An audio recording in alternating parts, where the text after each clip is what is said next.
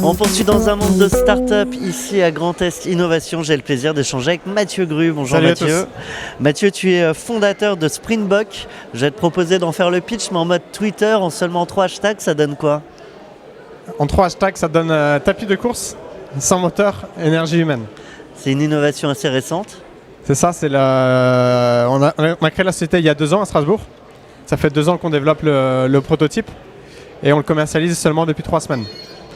Il y a chaque boîte, généralement, qui démarre sur un manque qu'ils observent. C'était quoi le manque du secteur que vous avez observé avant de lancer Sprintbock? C'était un manque, mais c'était surtout un non-sens, quoi. Le fait de courir sur tapis motorisé, je trouve ça assez stupide. Et donc je voulais vraiment m'attaquer à ce problème, quoi, et remplacer tous les tapis motorisés par les tapis sans moteur. Et le manque, c'est c'est pas forcément un manque, c'est une utilisation un peu idiote. Le fait de devoir brancher un tapis de course, prendre de l'électricité alors qu'on n'en a pas besoin. Il suffit de courir naturellement avec ses jambes, quoi. C'est comme si on courait dehors. Et voilà. L'étape d'après, c'est quoi? C'est quand on court, ça crée de l'électricité? C'est ça. C'est ça. L'an prochain, on aura sûrement une innovation, un système qui permet de récupérer l'énergie pour brancher un téléphone, par exemple. Et moi, je suis persuadé que dans 10 ans, on aura des salles de sport qui seront productives d'énergie, qui permettront d'alimenter 2 ou 3 apparts autour.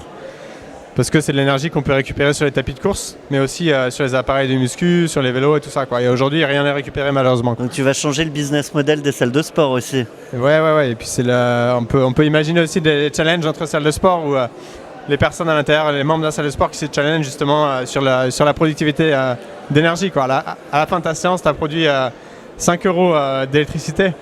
Donc voilà, c'est aussi intéressant, quoi. C'est quoi la suite là pour vous? La suite, c'est de vendre le tapis, parce que on le commercialise depuis 2 semaines. Donc on a beaucoup de salles de sport, hôtels, etc. Le marché médical aussi qui est très intéressé. Donc on a eu les premières commandes. Donc on produit déjà actuellement, parce c'est une production qui est faite à Strasbourg. Aujourd'hui, on est le seul fabricant de tapis de course en France. Et donc voilà, c'est de vendre le tapis en France pour l'instant, pour la première année, et après de partir à l'étranger, quoi. Pour des entrepreneurs là, ou futurs entrepreneurs qui nous écoutent, qui disent tiens, moi j'ai une idée, peut-être pas forcément dans le même domaine, mais ça prend combien de temps de lancer un truc comme ça? Ça prend du temps. C'est toujours plus long. C'est toujours plus long que ce qu'on avait prévu. Après, ça dépend de la complexité du produit, hein. Nous, on était vraiment sur quelque chose de très technique, qui a demandé beaucoup de R&D, c'était vraiment compliqué à mettre en place, hein. Donc ça nous a pris 2 ans, en travaillant avec plusieurs bureaux d'études, un designer, etc. Et après, voilà, je pense que... Quand on parle de design, il est extrêmement beau. Là, forcément, on le voit pas, c'est un peu loin derrière nous, mais ouais. C'est magnifique. Ça l'idée, en fait. C'était aussi un de mes objectifs au départ. C'était bien sûr dans le moteur, mais c'était surtout d'arrêter de faire des tapis en plastique énormes, là, qui ressemblent à des tanks. Et moches. Et qui sont fabriqués en Chine, quoi. Ça, je trouvais ça vraiment dommage, quoi.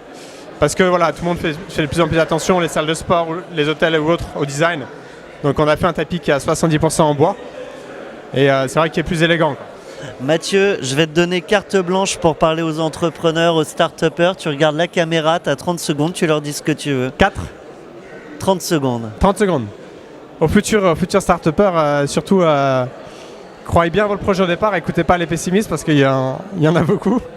Donc il faut rester sur ses convictions.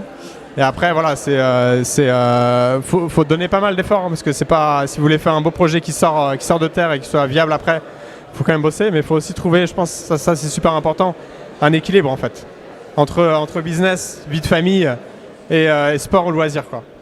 C'était la carte blanche de Mathieu Gru. Un grand merci à toi. Je rappelle le nom de ton entreprise, Sprintbock. À très bientôt. Salut.